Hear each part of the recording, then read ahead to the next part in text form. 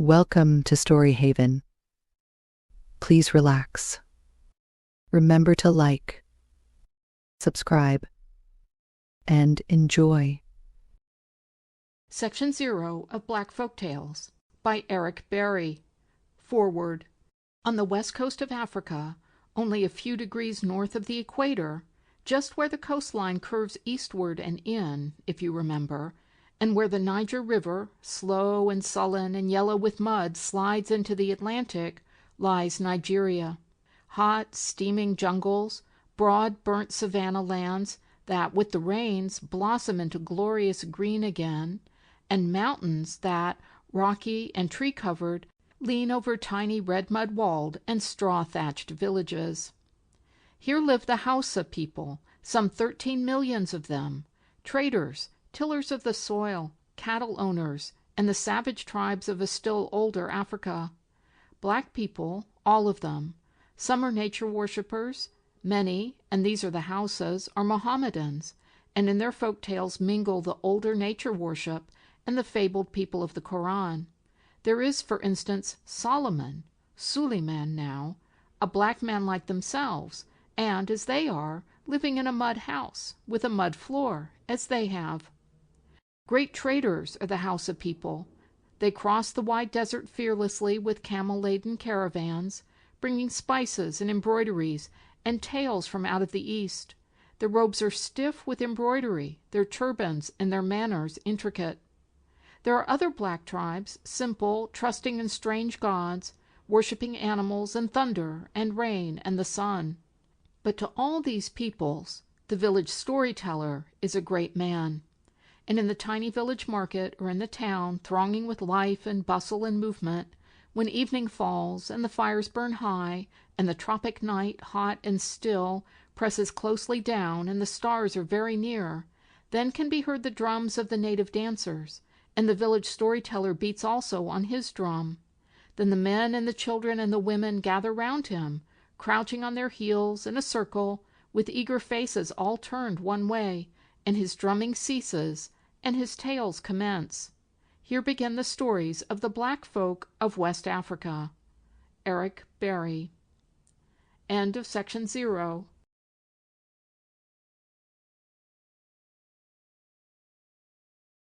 Section 1. The story of Solomon and the birds.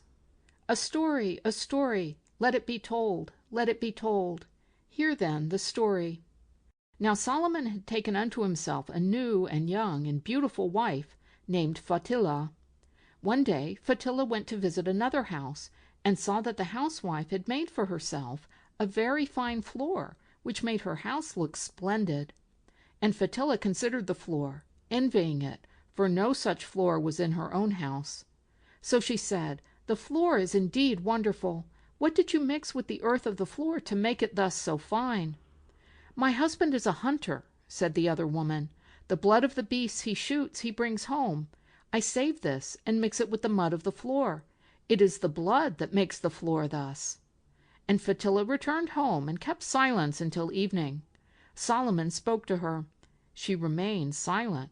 Then Solomon asked her, "What has happened that you are angry?" And Fatillah spoke then. "I went to call upon a friend, and saw that her floor was black, of a smooth blackness, contenting the heart, far better than the floor of the house you have given me. For the blood of the beasts killed by her husband the hunter, she mixes with the mud of the floor." "Your desire, O wife?" asked Solomon. "Every morning the birds come to you and hover above your head to shield you from the sun. Kill for me these birds, and give me their blood for the floor." But this Solomon refused to do, and Fatillah withdrew into silence. For several days she neither smiled nor spoke. Finally the great king said, "In the name of Allah, your wish is yours. Tomorrow, when the birds come, some shall be taken and given to you." "Good," she replied. "May Allah bring us tomorrow." The next morning, when the sun had risen, and Solomon waited outside his door beneath the shade of a big baobab tree, there was heard no sound of wings, and not a single bird appeared. But later the eagle came drifting down, flapped his wings, and came to the cock, who said to him, "Did you hear what the prophet Solomon said to his wife yesterday?" "No," said the eagle, "but I took notice of the birds that none came this day to shade the prophet, so I too have stayed away." Then the cock said, "Solomon has promised his new wife that he will kill some of us and give us to her that she may mix our blood with her floor. Then the floor will be black and shining." "Oh ho!" replied the eagle, "the matter is thus? Well, we shall see to that." And so about 10 o'clock in the morning the eagle flew to the prophet Solomon. His wife, Fitila, was waiting behind the curtain of the door. And Solomon said, "Have you been delayed in the town that you have not been here since dawn?" The eagle replied, "We've been arguing on 2 subjects at home." And Solomon asked what were those subjects, and what had the answers been. "The first," said the eagle, "was, which is longer, the night or the day?" "And what did you answer to that?" asked the prophet Solomon. "I said that from the morning, since the first call to prayers, until it is almost time to go to sleep, all this is daytime. Surely the day is longer than the night. Am I not right, O prophet?" And the prophet said that the eagle was right. "What was the second question?" he asked the eagle. "The second was, which are the more numerous, men or women?" "And what did you reply to that?" asked Solomon, for he was surprised at the wisdom of the eagle. "I said women, for a man who is led by his wife is no better than a woman. Am I not right, O prophet?" And Solomon stopped smiling and was no longer astonished, and replied, "You are right. You may go home and tell the other birds to come tomorrow morning." And Fitila, who had been hiding behind the curtain, went without her beautiful floor. End of section 1.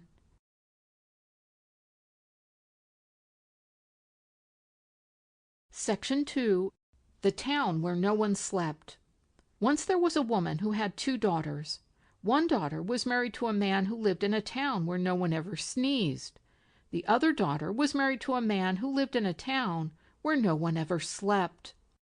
One day the mother cooked a dish of sweetmeats to take to the daughter who lived in the town where no one ever sneezed. As soon as it was ready, she put the calabash of sweetmeats on her head and started off to walk to the town. When she arrived, all the household said to her, "Welcome, welcome." Food was prepared for her, for the son-in-law said, "See, the mother of my wife has come to visit us." But the daughter warned her mother, "Do not eat too much of that dish with the pepper in it. You know that no one has ever sneezed in this town, and a sneeze must not overcome you." But the mother said, "I knew long before you were born that no one ever sneezed here." "Oh, very well then," replied the daughter, "I'll say no more." And the mother ate every bit of food that was brought to her. Now, when it was time to go to bed, the mother wanted to sneeze badly. She had been wanting to ever since the food was eaten, but she did not dare. Finally, after everyone was asleep, she stole out of the house and went away to a little wood where she was able to sneeze without being heard. But all the trees in the little wood had never heard anyone sneeze before. They were frightened and began to shiver and sing, we are not used to this. We are not used to this." The mother stole back into the house, but the little trees in the wood continued to shiver and sing, we are not used to this. We are not used to this. And in the morning, when the women of the town went out to draw water, they heard the little trees and said, "Who is there who has sneezed in the town?" So all the people of the town were sent for, and when the daughter came, she brought her mother with her. She was frightened because she thought she would be discovered, and indeed, when the little trees saw her again, they stopped singing. Then the people of the town knew that it was the mother who had sneezed, but as no harm came of it, they too learned to sneeze. Now the mother returned to her own home, but one day she cooked more sweetmeats and decided to visit her other daughter, the one who had married a man in the town where no one ever slept. When she arrived, the household said, "Welcome, welcome," and her son-in-law said, "My mother-in-law has come." So he killed a fowl and sent her a dish of rice and many sweetmeats. But the daughter said to her mother, "Be careful, do not eat too much, lest you become sleepy. You know in this town no one is allowed to sleep." The mother replied, "Thank you indeed, I knew that before ever you were born." So the daughter said no more, and the mother ate all she wished. That night, although she lay down, she managed to keep awake, and in the morning the daughter took up her jar to go to the stream for water, and said to her mother, "See, I have put the breakfast on to boil. Please keep up the fire while I am away." But when the daughter had gone, although her mother managed to replenish the fire for a time, drowsiness overcame her in the end, and she lay down and fell fast asleep. Just then a neighbor came to borrow fire, and when she saw the sleeping woman, she commenced to weep and wail and cry, "Alas, the mother-in-law is dead!" So the drummers were sent for, and soon the whole town was assembled at the house, and the drums were saying, "Birim, birim, the mother-in-law is dead! Birim, birim, the mother-in-law is dead!" But the daughter, who was at the stream, heard the drumming and came running up. She cried, "We are accustomed to sleep," and shook her mother, crying, "Wake up, wake up!" Then the mother awoke with a start, and the people were terrified. But they soon saw that there was nothing to be afraid of, and from then all the whole town began to learn to sleep. End of section 2. Section 3. The Spider and the Two Chiefs. This story is about the spider. Once upon a time there was a famine. On land and in the water there was no food. The spider and all his children had become thin from want of food. Things were in this state when one day the spider went to the elephant and said, "Chief, may Allah prolong your life. The chief of the water, the hippopotamus, sends me to you. He says I am to tell you to give me 100 baskets of grain, and I am to take them to him. When the harvest season has come, he will send you a great horse. Moreover, he says these words are only for the ears of the great ones, and you are not to allow anyone else to hear." The elephant said, "All right, let it be so. There is no harm in that." And he gave orders that 100 baskets of grain were to be brought. Then he sent 100 youths of the elephants with the baskets, and they took them to the spider. The spider said, "Lay them down here and go back home. I must go into the river and tell the chief of the water that he may send his young men to come for them. For your part you have finished the hardest of the work." So the elephant's young men departed, and the spider went to his home and called his wife and children. They carried off all the grain and took it home. When it was again day, the spider went to the river bank and entered into the water. He went to the court of the chief and asked for permission to speak. It was granted him, and he said, "May Allah lengthen your days, O chief." And the chief said, "Amen, O spider. Whence come you?" Then the spider said, "Behold me. I was living just now as usual, when the chief of the land, the elephant, called me to him, and when I went, he sent me here to you. He told me to tell you that, although with the famine he has grain foods, he has nothing for making soup. You are to give him 100 baskets of fish. When the harvest season has come round, he will give you a great horse." The hippo answered, "Well, that is all right." And the spider made haste to add, "His words are only for the ears of the great, and you must not mention this to anyone until he comes and talks of it with you." The hippo said, "There is no harm in that." And he gave orders that baskets should be brought of fish, 100 baskets, and sent his youths to carry them to the bank of the river. Then the spider said, "It is all right. You go back now, and the elephant's young men shall come and take them. If you stay here when the other youths come, who knows what might happen among you all?" And the lads agreed with him and departed. The spider went and called his wife and children, and they removed all the fish and went off home with them in the 100 baskets. When the famine was over and the harvest season had come, the elephant said, "Send for the spider." So the spider was sought and brought. Then they said to him, "What about the promise we made with you with regard to the hippo, the chief of the water?" And the spider said, "I shall go directly to the chief of the water and tell him, the day after tomorrow I shall return." The spider went off. For 3 days he was gone. Then he returned. Now, what he had done was this. He had gone to the river bank and searched out a huge tree and tied to it a very long and strong horse rope which he had made. He took the end of the rope to where the elephant was and said, "Behold the rope of the horse which the hippo gives you. Tomorrow they are going to take this horse from the water, and he says for you to search out a huge tree to tie this rope to. When it is dawn and you see this tree shaking, seize this rope and pull it, for that is the horse pulling the tree." And the elephant said, "Is it really so, Spider?" And the spider replied, "Yes." When the dawn came, the elephant assembled the young men. Now, of a truth, the spider had gone to the hippo, saying, "The elephant has given me a horse to bring to you, but it is so great that I am not able to pull it. This rope is long. I have dragged it thus far, and brought the horse to the bank of the river, where I have tied it to a tree. When it is dawn, let the boys go and pull, for the horse is very great indeed." The hippo agreed. When it was dawn, the hippo's boys came up from the water and found the tree from which the rope was tied. It was swaying about as if it were about to be uprooted. Then they seized hold and pulled. The elephant's people also were pulling. When the elephant's youths were pulling the hippo's youths, then some more were added.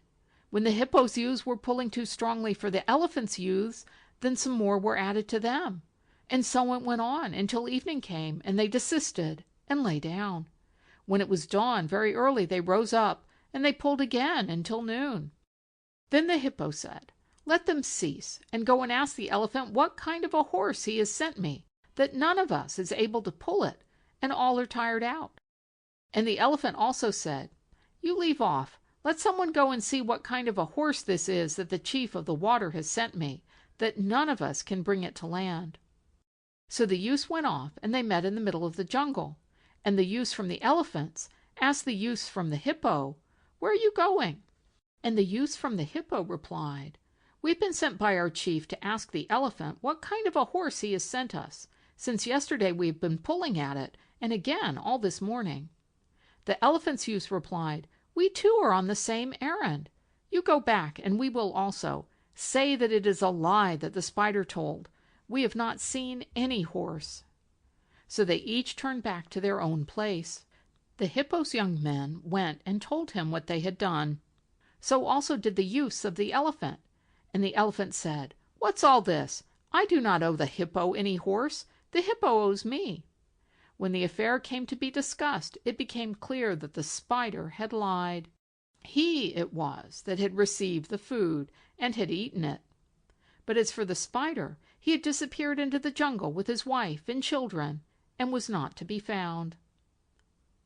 End of section 3. Section 4. Why the Hartebeest always has tears in his eyes. This, then, is a tale of the old days, when animals were as men. Let it be told. Let it be told. Once there was a great emir who ruled over a large town with many people. He had also a very beautiful daughter, the like of whose beauty was not to be seen in the whole town. All men who saw her wished her for a wife. Now when the time came for his daughter to be married, the emir sent forth a proclamation. He said, "Let all the people come together for hoeing, and he who hoes on that day, and whose area hoed in one day is the greatest, shall have my daughter for wife." And on that day all the suitors gathered together. Now of a truth the chameleon had heard this. He had by himself been making hoeing magic. When all the suitors came out, the chameleon stayed at home. He waited till all those who were hoeing were hard at work and had hoed far away. Then he came out. Then he struck one blow in the ground with a hoe, and climbed on the handle of the hoe, and sat down there. The hoe started to hoe. It hoed, and it fairly flew until it had passed way beyond all the other hoers. The chameleon got off the handle and sat down and rested. After a while, and near sunset, the others came along. They were almost up to where the chameleon sat. Then the emir, seeing who had won the race, would not consent that the chameleon should have his daughter. So he said again that they should have a race, all the suitors, and that whoever should run fastest in the race might have the girl.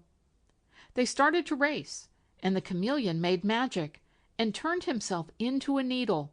He leaped and stuck fast in the tail of the Hartebeest.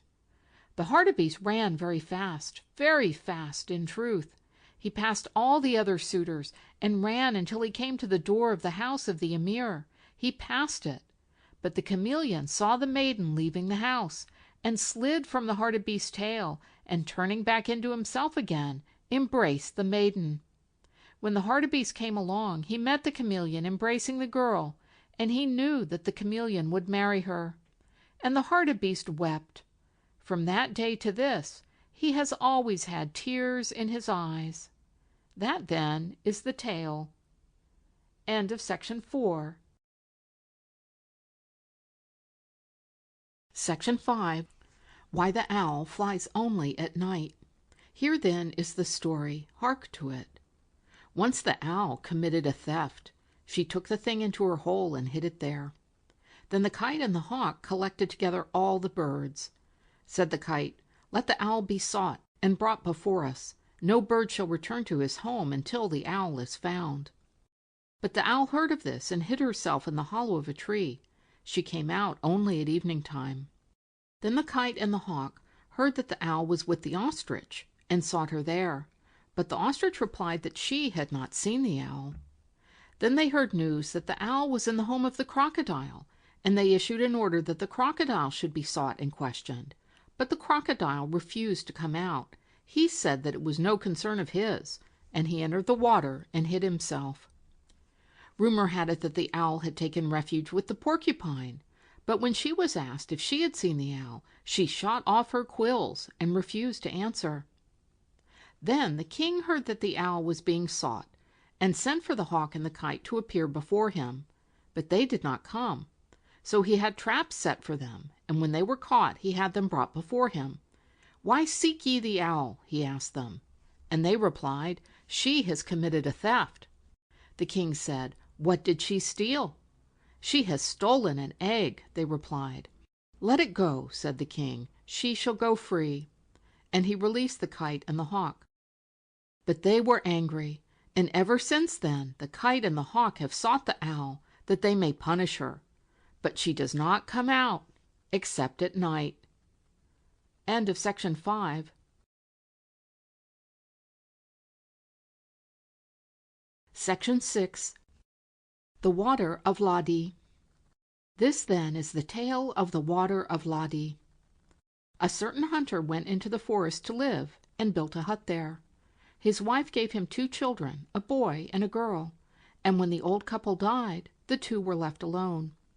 And they lived there, and always when the youth went away to hunt, he would shut his sister in the house for safety, and close the door with thorns. And when he returned from the day's hunting, he would stand outside and call, "Fatismata, Fatismata, open the door for me to enter." And when she heard this, she would open the door, that he might come in. Now of a truth the hyena overheard this, and one day when the youth was hunting in the forest, the hyena came to the door of the hut and called, "Fatismata, Fatismata, open the door that I may enter." But the girl said, "No, I know who you are. You have a lisp. You are the hyena." Then the hyena went off and sought the lion. From the lion he asked for medicine that would cure a lisp, and the lion gave it to him. He came back to the door of the hut and called, "Fatismata, Fatismata, open the door that I may enter." So the maiden opened the door, and the hyena seized her and swallowed her, and disappeared into the forest.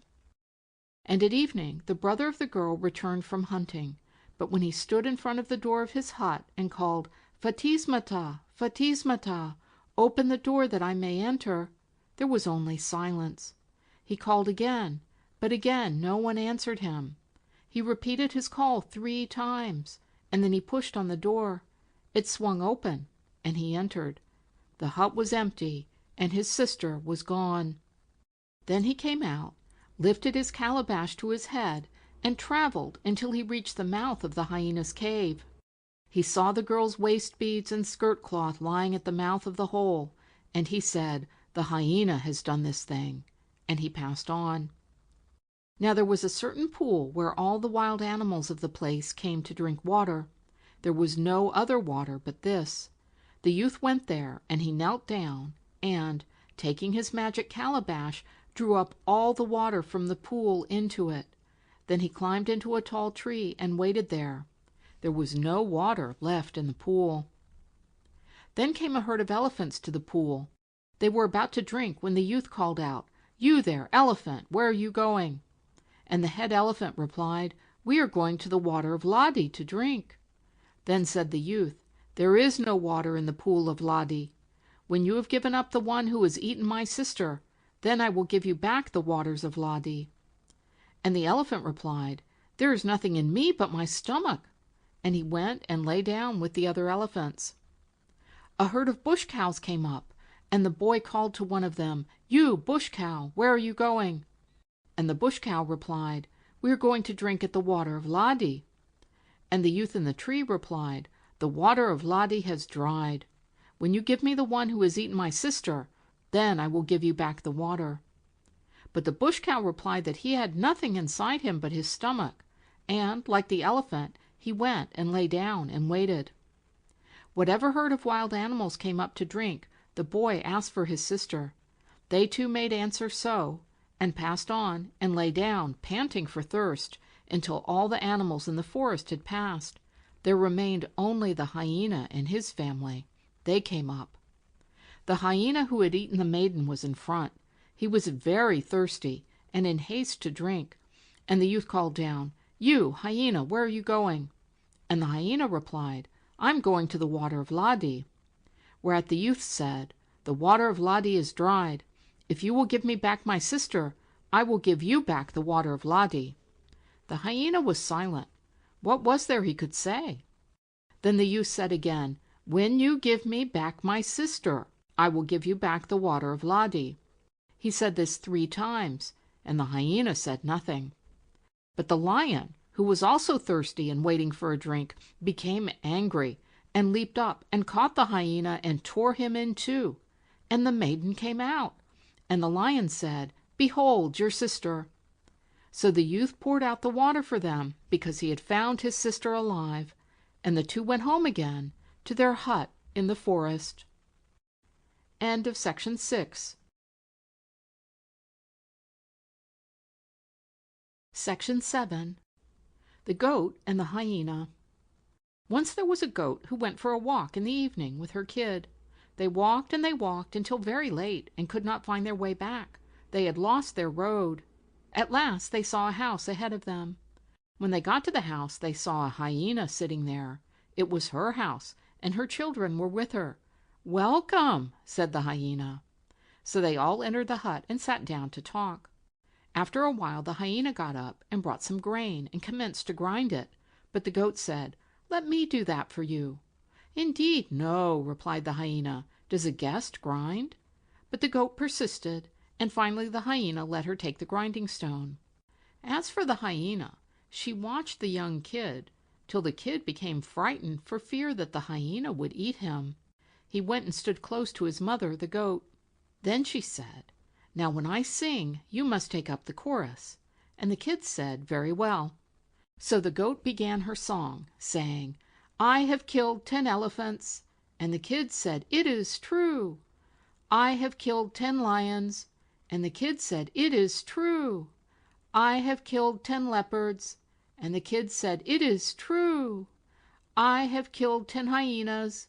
And the kid said, "Hush, O mother, do not speak thus. If the hyena hears, she will run away and leave us without any food." But the hyena did hear, and said, "What did you sing, goat?" And the goat replied, singing, "I have eaten 10 elephants." And the kid said, "It is true." "I have eaten 10 lions." And the kid said, "It is true." "I have eaten 10 leopards." And the kid said, "It is true." "I have eaten 10 hyenas." Then the hyena said, "Oh, let me send my cubs to get water for us to drink." But when she got them out of the hut, she said to them, "Run off, escape, and do not return till this dangerous creature has departed. This is too much for us." So they fled and disappeared into the forest. When they had gone, the hyena returned to her guests and sat down. But after she had waited a little while, and the goat was still singing, the hyena said, "Well, O guest, I sent my cubs to get water, but they have not returned. Excuse me while I go and look for them." Then the hyena went off on a run, and the goat and her kid bolted the door and ate up all the supper and spent a peaceful night. End of section 7. Section 8. The Magpies and the Greedy Spider. Once there was a spider who was very greedy indeed. One morning he came out of his house and saw some very large mango pits around his door. "What wonderful mangoes those must have been," he thought, licking his lips hungrily. "I wonder where they came from." A few mornings later he saw some more mango pits outside his door. He became more and more anxious to have some of those wonderful mangoes. They must be very large and juicy indeed. In fact, quite delicious to have such large pits. So he determined to watch and see where they came from. For several mornings he got up very early, and then he saw some magpies flying past the house. They were dropping the pits of the mangoes they ate as they flew. "Aha!" thought the spider. "Those magpies must go to a particular place for those mangoes. I will ask them." So he went to the house of the magpies and asked them about it. "Where did you get such wonderful mangoes?" he asked. And they replied, "Over there on an island far away." So he asked, "When you are going next time, will you not ask me to go also?" And the magpies answered, "Very well." And he went home. A few days later the magpies came for him. "We are going to the island of the mangoes," they said. Two of them took hold of the spider, and they flew thus, holding him as they flew. They flew a long way until they reached the island. When they had arrived at the tree, every fruit that the spider saw was ripe, he claimed as part of his share, and the magpies let him have it, so that not one of them had any fruit. The spider ate it all. Now when the spider had finished, they let him go to sleep in a tree. Then the magpies flew away home without him. He slept for quite a long time, for he had eaten much, and when he awoke, he found that he was alone on the island. There was no way for him to get home, for he had no wings. Then he went down the tree and gazed at the water. Perhaps he might wade. He picked up a small stick and threw it into the water, saying, "If the water is deep here, the stick will sink." But the stick rose to the surface, and the spider said, "Ah, the water is shallow," and jumped in. But the water was deep, and he sank and was drowned. End of section 8. Section 9. The Maiden and the Sarakin Pumpkin. This then is a story about a pumpkin and a maiden. There was a certain rich man named Alabarma. For many years he had no children, and then his favorite wife gave him a child, a girl, whom they named Fatilla.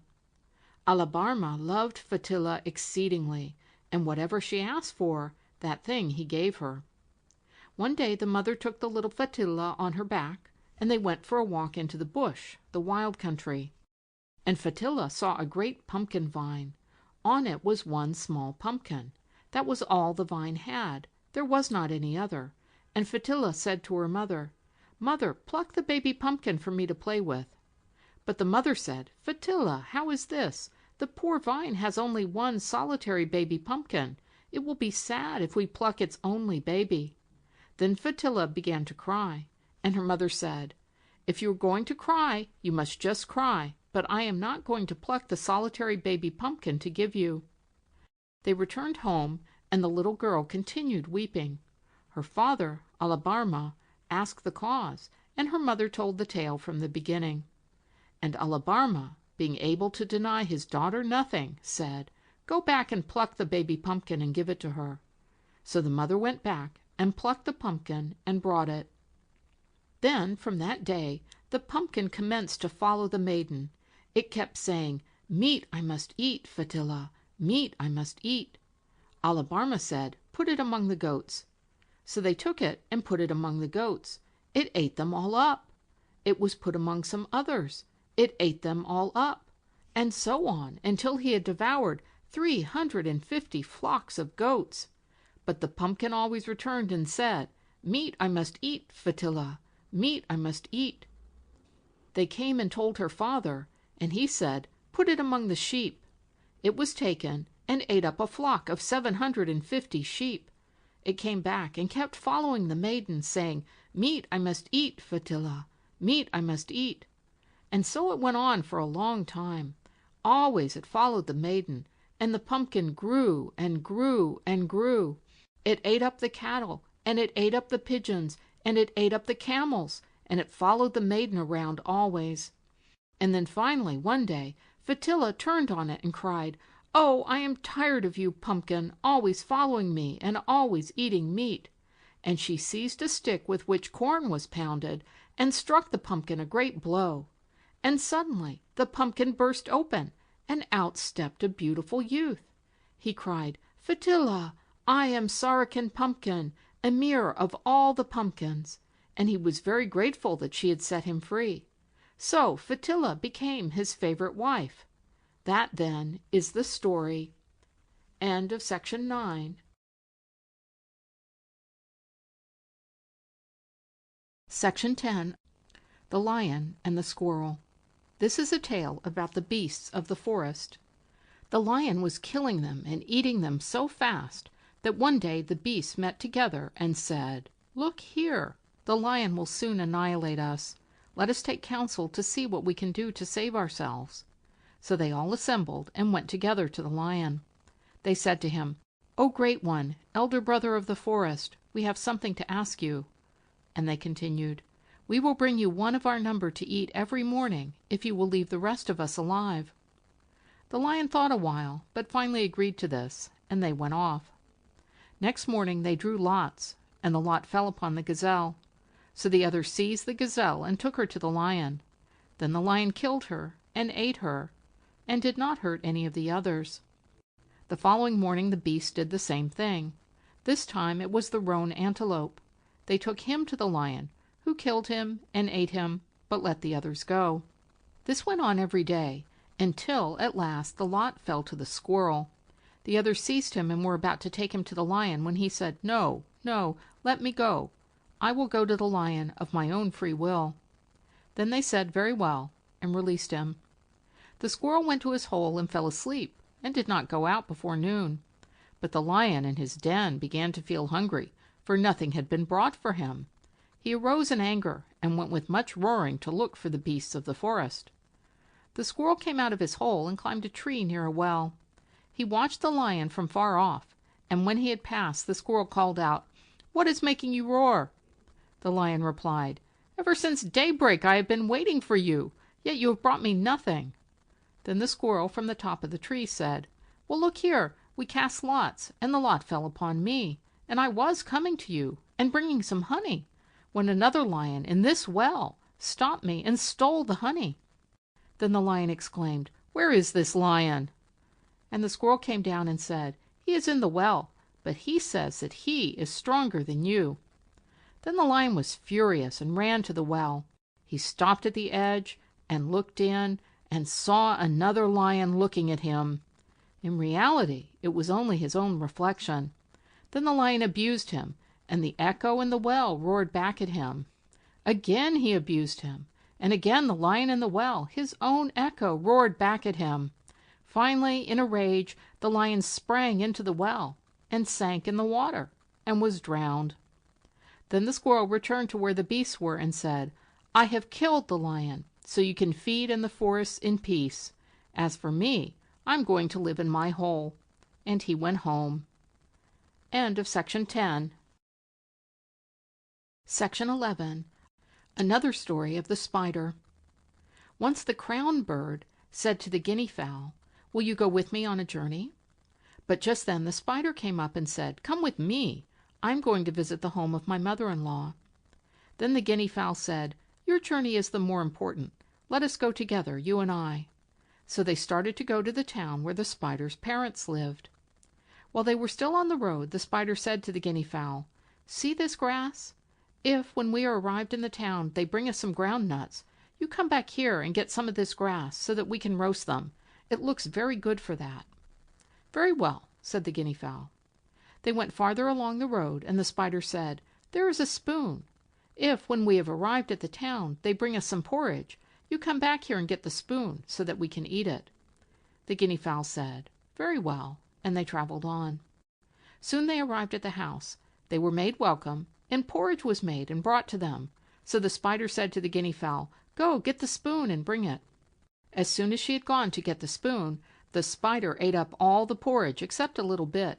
And when she had returned, he said, "Oh, you lazy one, you've been a long time going. People have since come and taken away the porridge." Then he said, "But see, they have brought ground nuts. Get the good grass that we passed and bring it here that we may roast them." So the guinea fowl went off for the grass, and when she returned she found that the spider had eaten up all the ground nuts. He said, "You have been so long that they have taken away all the ground nuts." Next morning the spider said, "Now we must go home." So the spider's load was tied up, and that of the guinea fowl also, and they started off on the road. Soon they came to the bank of a big river, and the spider lighted a fire and said, "Stop here. I'm going to see if the river is too high to cross. If you hear me fall into the water, you will know that I have drowned, for I cannot swim." So he went on and took a stone and threw it into the river so that it made a noise, plomp. When the guinea fowl heard this, she cried, "Alas, the spider is dead, poor thing," and threw herself into the fire, that she might also die. Then the spider came back and pulled the dead guinea fowl out of the fire and plucked her feathers and ate her. Then he took the guinea fowl's load and tied it on to his own and went off home. Some time afterward he went to see the crown bird. He said to the crown bird, "I'm going to take a journey to see my mother-in-law. Will you come with me on the journey?" The crown bird agreed to that, so they started.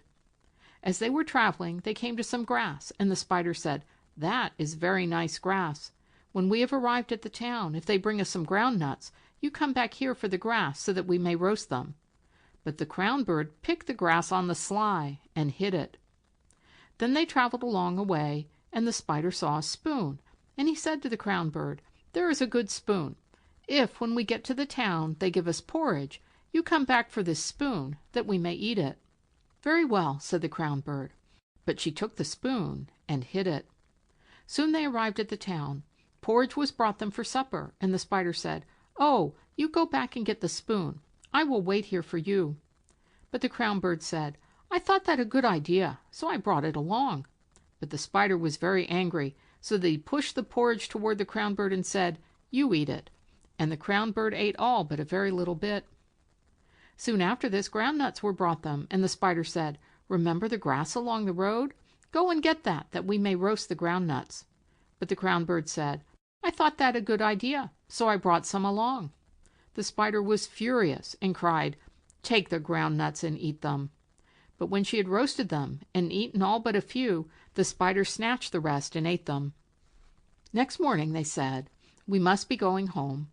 So the spider's load was bound up for him, and the crown bird's for her, and they took them and started off. Soon they arrived at the bank of the river, and the spider lighted a fire and said, "Stay here. I'm going along to see if the river is too full to cross. If you hear me fall into the water, you will know I have drowned, for I cannot swim." So he went along and took a stone and threw it into the water, and it made a sound like plomp. Then the crown bird went and got one of the spider's long boots and put it on the fire, while she herself crawled into the spider's load and hid. Soon the spider came and searched in the fire and found the boot and ate it. "Well," said he, "the guinea fowl was certainly more juicy than this crown bird." So he took the crown bird's load and tied it on his own and started off home. Then the crown bird, who was inside the load, cried, "The spider is a fool. He has eaten his own boot." And the spider was so frightened that he threw off the loads and ran away into the forest. The crown bird crawled out and went home with both loads. That, then, is the story. End of section 11. Section 12. The Ram and the Youngest Son. There was once a certain man who was very rich. Among his possessions was an old ram. He had 3 sons also. The elder two he loved very much, but Auta, the youngest, he did not love. Now he was about to die, so he summoned his eldest son to the door of his hut and said, "When I am dead, say that you do not want any of my possessions, except the old ram." But the son replied, "What? There are great riches here. What should I do with an old ram?" So the father replied, "Very well." And he summoned the second and said, "When I am dead, say that you do not want any of my possessions, save the old ram." And the second son replied even as had the first, "I see that you are very rich. Why should I be content with an old ram?" So the father replied, "Very well," and summoned his youngest son, Auta, whom he did not love, and said to him, "Listen to me.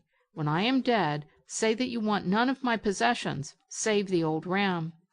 And Auta replied, "Father, even now when you are alive, riches are of no account to me. They will matter even less when you are here no more." And he continued, "The ram will be enough for me." So the father said, "Good. And remember that whatever you have to eat, give some to the ram first, then you may eat also." And the son answered, "I will remember." Now when the father had ceased speaking, he died, and there was wailing and wailing and wailing. Then Auta took the ram and departed, and people said, "Ah, there is one who made a foolish promise. There are riches, but he has given up his claim to them, and has taken only the old ram." So Auta traveled on and on and on, and when he got water to drink, he gave some to the old ram, that he might drink first. At last they came to the hut of a weaver, who was very poor, for he had nothing to eat. When Auta had saluted the house, the weaver said, "O stranger, do you wish to rest here?" And Auta said, "Yes." "Very well," said the other, "but I have no food for myself, much less any to give to you." Now the weaver had a wife whom he loved, and she had a daughter. He also had a second wife whom he did not love, and she also had a daughter. And the weaver said to his beloved wife, "Woman, draw some water for the stranger to drink." But she replied, "Poof! I have no water in my hut. I have nothing to give the stranger." Then the weaver said to his unloved wife, "Go, draw some water for the stranger to drink." The unloved wife had a little corn in her bin, about a handful, and she ground it and put it in the water, and took it to Auta to drink. He gave it to the ram first, and they said, "What? Drink then yourself. The ram will get his own food." But Auta said, "No, no, this will do for both of us." So he gave it first to the ram, and he drank, and then Auta drank of it.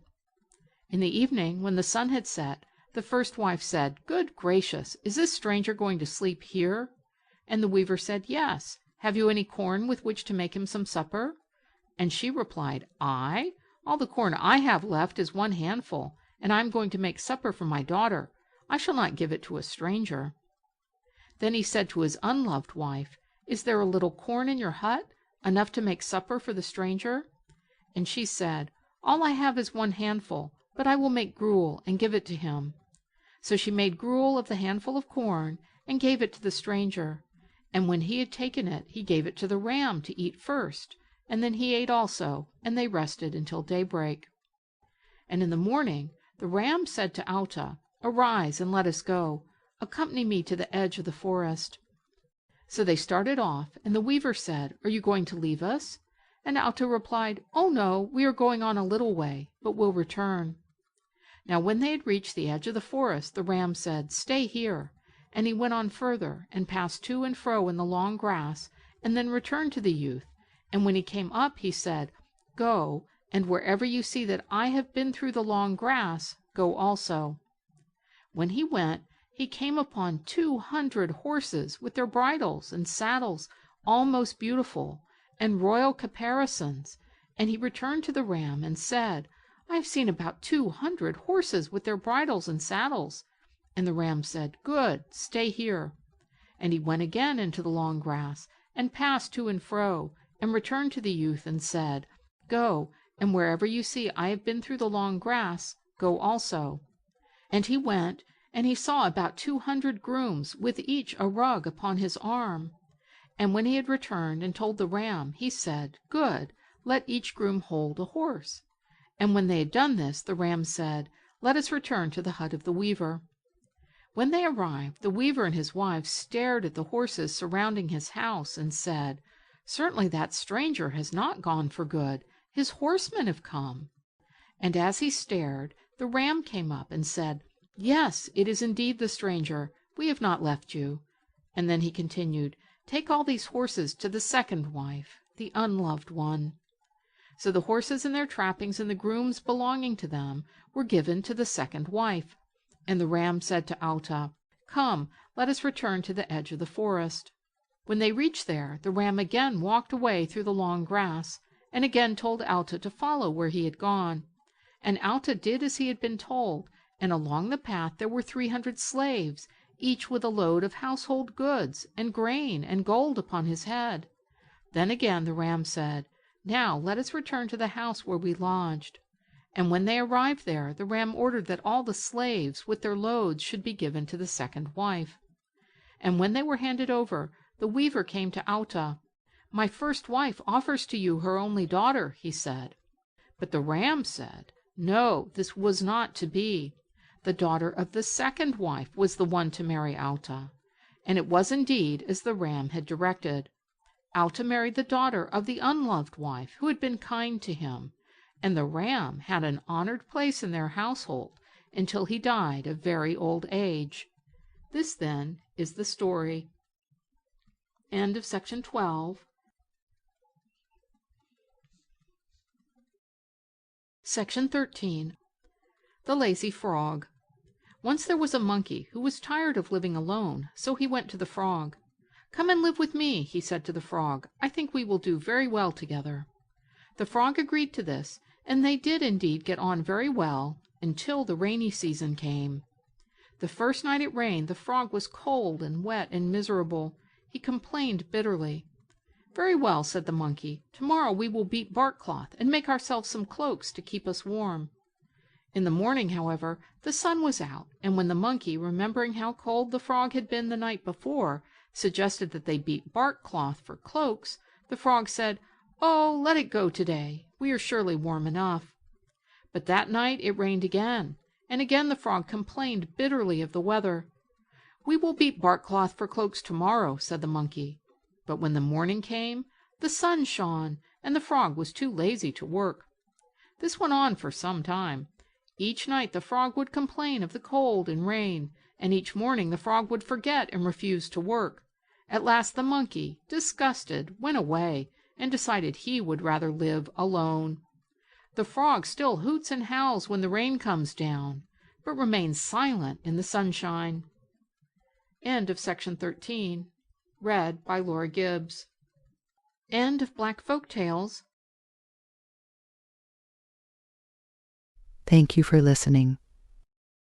Please like, share, and subscribe